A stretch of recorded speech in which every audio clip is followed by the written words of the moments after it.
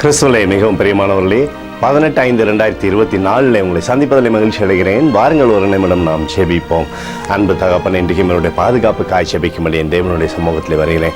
என் தேவனுடைய நன்மையும் கிருபையும் விடுதலையும் ஆசீர்வாதம் என்னுடைய வாழ்க்கையில் இருக்கும்படி ஜெபிக்கிறேன். எல்லா பொல்லாப்பு நாசமாசம் விலக்கி வர நீங்கள் பாதுகாத்துக் கொள்ளுங்க.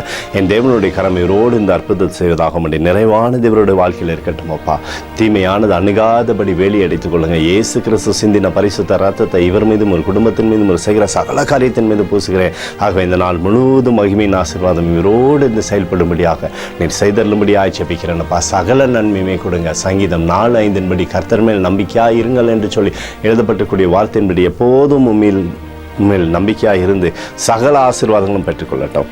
இயேசுவின் நாமத்திலே ஒப்புக்கொடு ஜெபிக்கிறேன் நல்ல பிதாவே, ஆமேன். பிரியமான ஜெப பங்காளரே, ஒரு நிமிடம் நம்ம இந்திய தேசத்திற்காகவும் ஜெபிப்போம்.